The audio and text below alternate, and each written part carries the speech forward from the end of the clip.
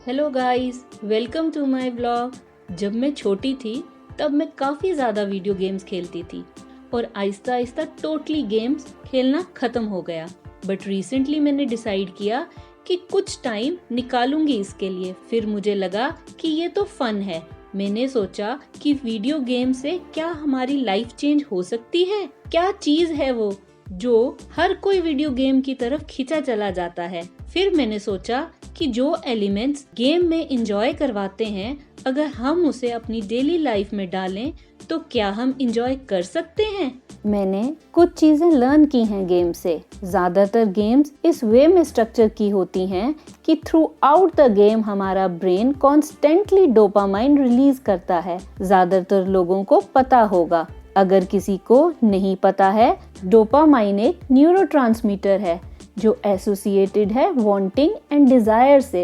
ये भी एक रीजन है कि हम एक बिहेवियर को बार बार रिपीट करते हैं और हमें मोटिवेशन मिलती है कुछ करने के लिए। कुछ गेम ऐसी होती हैं जहां लेवल अप होता है, रोल प्ले एक्टिविटीज होती हैं। ऐसी गेम्स हमेशा पर्टिकुलरली एडिक्टिव होती हैं। गेम्स में कई तरह के कंपोनेंट्स होते हैं जो ट्रिगर करते हैं डोपामाइन को रिलीज करने के लिए बार बार। इसी वजह से हम बोर्ड नहीं होते और हम कंटिन्यू खेलते हैं। मैंने 5 एलिमेंट्स ढूंढे हैं जो हम अपनी खुद की लाइफ में अपना सकते हैं। अगर नए हो इस चैनल पर तो इसे लाइक, शेयर एंड सब्सक्राइब करें। Let's begin this video. First element, clear object. First element है कि हमें हमेशा क्लियर ऑब्जेक्टिव रखना चाहिए अपने वर्क के लिए। आपको पता होना चाहिए कि आपको क्या करना है गेम में, कि आपको एक ड्रैगन को मारना है या एक प्रिंसेस को बचाना है। ये मैटर नहीं करता। इम्पोर्टेंट ये है कि आपको किस डायरेक्शन में जाना है। इन रियल लाइफ काफी सारे लोगों को ये समझ ही नहीं आता कि हम क्या कर रहे हैं और दूसरे लोग हमारे लिए डायरेक्शन क्यों सेट कर रहे हैं। आपको हमेशा क्लियर गोल रखना चाहिए काम के प्रति, जिसे आप पूरा कर पाओ।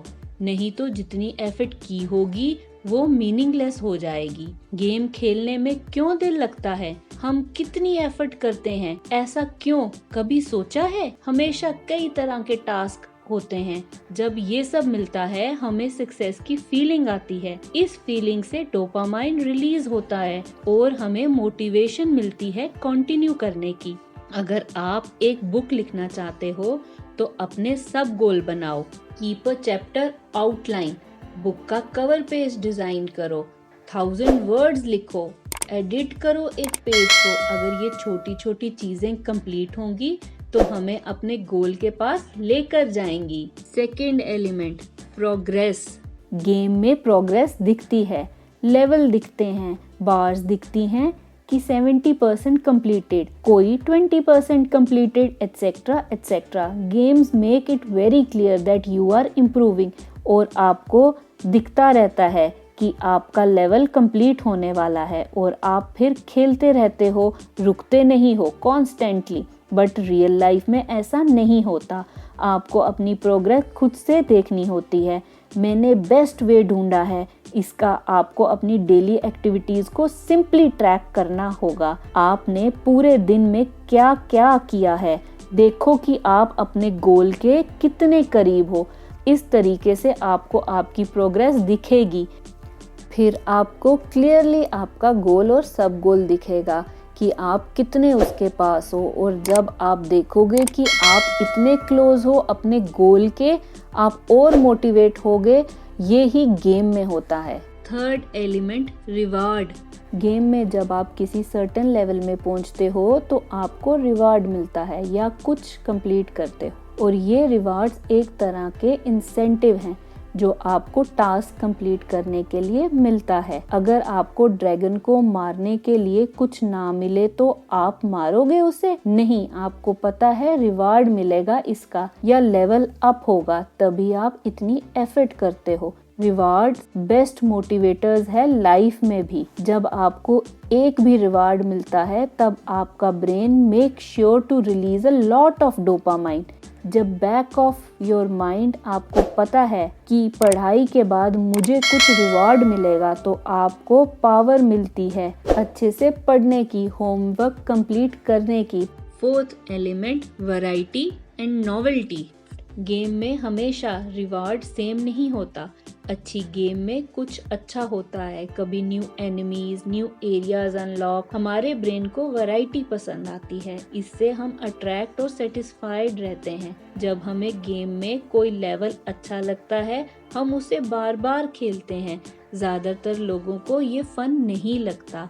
अगर हम सेम चीज़ बार बार करते हैं तो जल्दी बोर हो जाते हैं और हम उसे क्विट कर देते हैं, और ये सेम डेली लाइफ में होता है। ये सोचो, जब आपने जॉब ज्वाइन की थी, फर्स्ट डे आपको कितना इंटरेस्ट आया था, नई नई चीज़ें सीखी थी, पर 1 साल के बाद सब बोर और डल हो गया, बिकॉज ये रूटीन बन गई और कुछ नया एक्सपीरियंस करने को नहीं है। आपको कुछ वेरिएशन रखनी चाहिए, आपको डिफरेंट प्रोजेक्ट करने चाहिए। तो जैसे गेम में वैरायटी होती है, तभी इंटरेस्ट बना रहता है। Fifth element, constantly challenging yourself. Human brain को अच्छा लगता है ऑब्स्टेकल को पार करना, पर वो ऑब्स्टेकल आपके स्किल से रिलेटेड होने चाहिए, नहीं तो आप क्विट कर दोगे गेम को।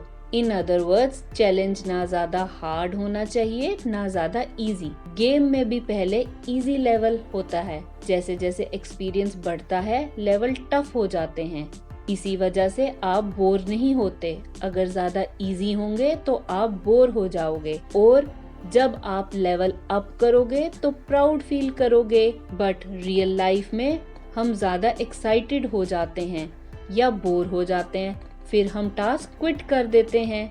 हमें अपने आप को चैलेंज करने के लिए रेडी रखना चाहिए, टाइम सेट करना चाहिए, टाइम ड्यूरेशन से हमें उसे पूरा करना चाहिए। इसके प्रेशर से हमें टास्क डिफिकल्ट भी लगेगा और फन भी। अब आपको पता चल गया होगा कि वीडियो गेम्स क्यों इतनी एडिक्टिव होती हैं, पर यहाँ सीखने की बात ये है कि हम उस एडिक्शन का फायदा अपने लाइफ के गोल्स को कैसे अचीव करने में लगाएं। इस चैनल का मकसद है कि हर कोई साइकोलॉजी को समझ पाए और अपनी लाइफ अच्छी कर पाए। अगर ये वीडियो अच्छी लगी तो इसे लाइक, शेयर, कमेंट और सब्सक्राइब करें मेरे चैनल को। Love your life. Thank you.